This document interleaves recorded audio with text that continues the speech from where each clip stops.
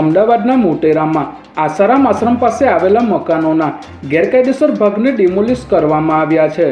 મોટેરા જૂના ગામમાં કોર્પોરેશનની ટીમો પહોંચતા જ લોકોનો ભારે વિરોધ જોવા મળ્યો હતો। ત્યારે સ્થિતિ વણસતા અધિકારીઓએ માઇકમાં એનાઉન્સ કરીને 30 મિનિટમાં મકાન ખાલી કરવાની સૂચના આપી હતી, જે બાદ ડિમોલિશનની કામગીરી શરૂ કરવામાં આવી હતી।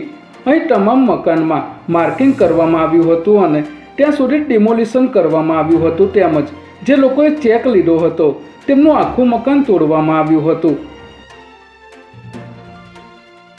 ગાંધીનગર નજીક આવેલા રાંધેજા ગામની સીમમાં એક પડતર ખેતરમાંથી મળી આવેલી 36 વર્ષીય ટ્રક ચાલકની હત્યાના ગુનાનો પોલીસે ગણતરીના કલાકોમાં ભેદ ઉકેલી નાખ્યો છે। પેથાપુર પોલીસે આ મામલે 3 આરોપીઓની ધરપકડ કરી છે।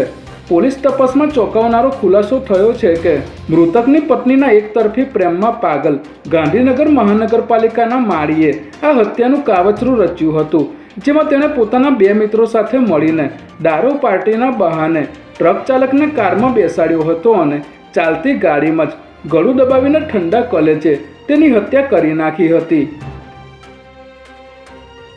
ગુજરાત રાજ્ય માર્ગ વાહન વ્યવહાર નિગમમાં બેરોજગાર યુવક યુવતીઓ માટે નોકરી મેળવવાની સુવર્ણ તક આવી ગઈ છે, જેમાં ગુજરાત એસટીમાં 4318 કંડક્ટર અને ડ્રાઈવરની 4599 જગ્યાઓ મળીને 8917 જગ્યા પર બમ્પર ભરતીની જાહેરાત કરવામાં આવી છે।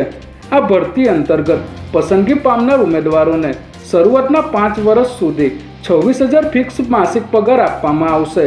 લાયકાત ધરાવતા ઈચ્છુક ઉમેદવારો 6 જૂનથી 5 જુલાઈ સુધી ઓનલાઈન અરજી કરી શકશે, જેમાં અરજી કરનાર ઉમેદવાર ધોરણ 12 પાસ હોવો જોઈએ અને ઉમેદવારની વય મર્યાદા 18 થી 35 વર્ષની વચ્ચે હોવી જરૂરી છે।